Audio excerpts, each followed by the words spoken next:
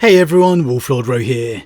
Today we're discussing the hidden knowledge of the Blood Ravens chapter.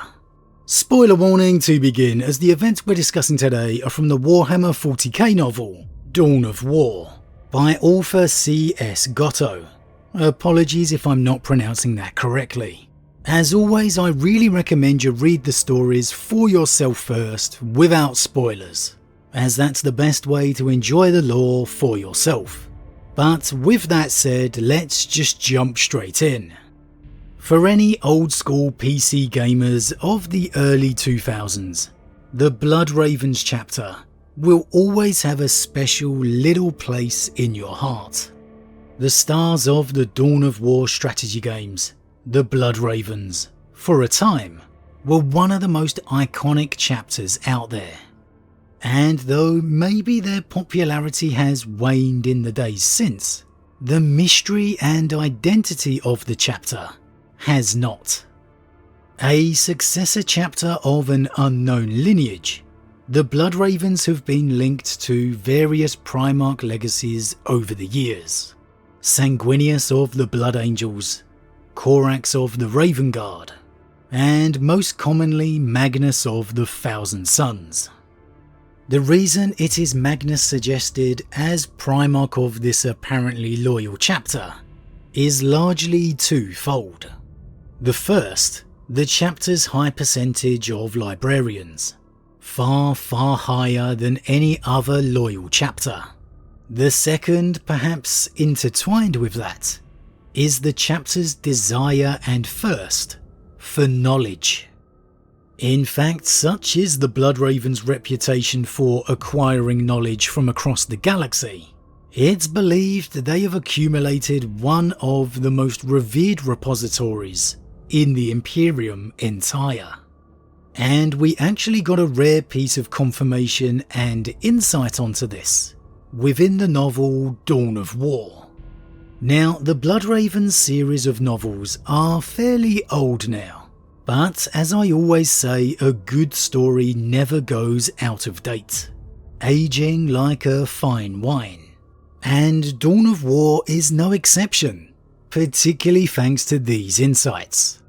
Now, during this time, Gabriel Angelos was still a captain of the Blood Ravens, not yet elevated to chapter master. But it's thanks to him we managed to get a glimpse of how completely immersed in the pursuit of knowledge his chapter is.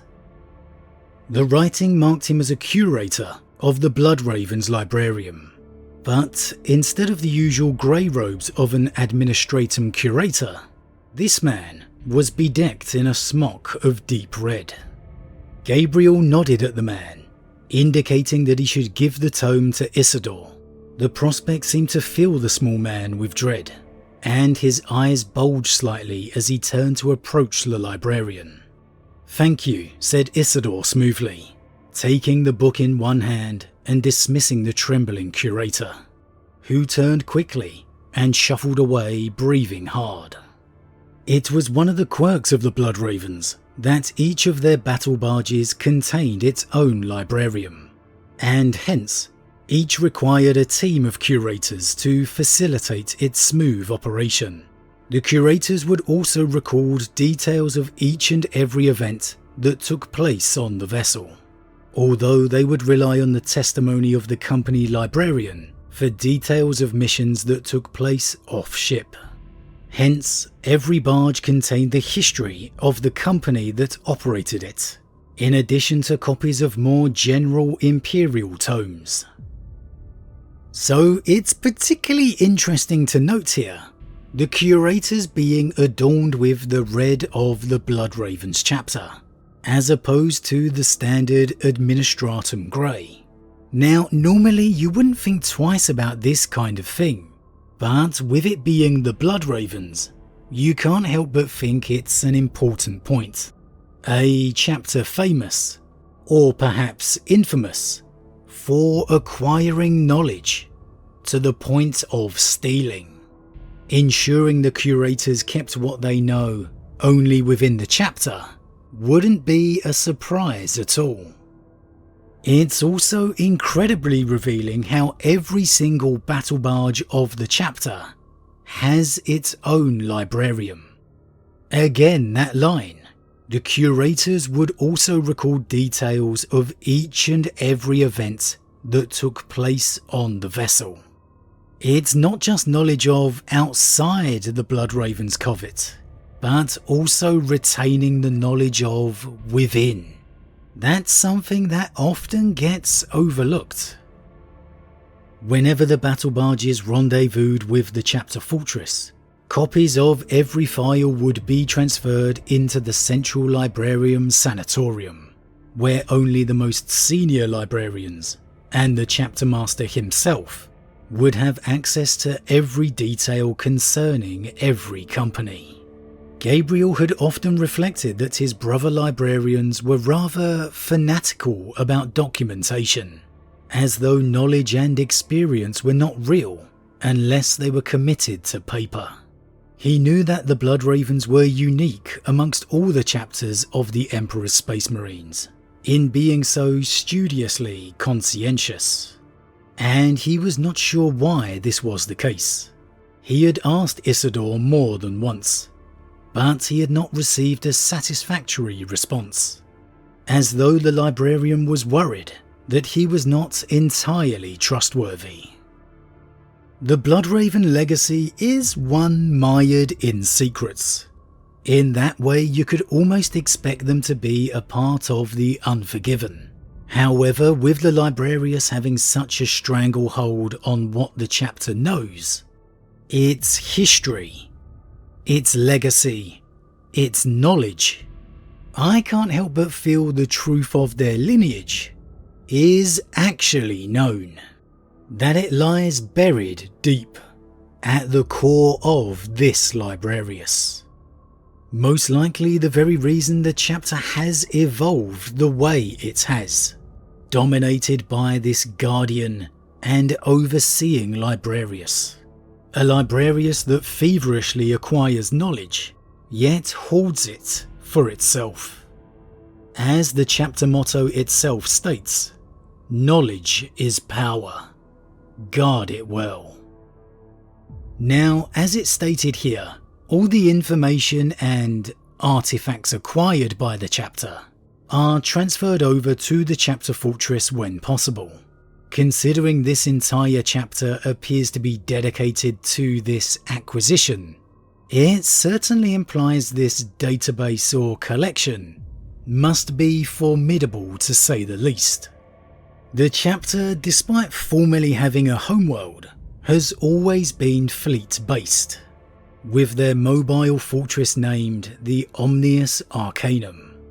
And though we don't know too much about it, there is a brief, telling passage here, one that confirms what a bastion of knowledge it truly is. But then, the Orcs know nothing of reason.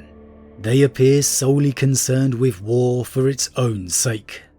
Our librarium on the Omnis Arcanum holds many records on Orc battle tactics, but little on their psychology. Isidore had spent long years studying in the legendary Librarium Sanatorium, housed in the Bloodraven's chapter fortress, the Omnis Arcanum. It was justly famed as one of the most extensive archives in the Imperium, and the librarians of the Bloodravens were amongst the most knowledgeable servants of the Emperor anywhere in his realm. The secrets contained in the Omnis Arcanum are most likely beyond measure, and that inadvertently reveals the biggest problem with the chapter: its secrets.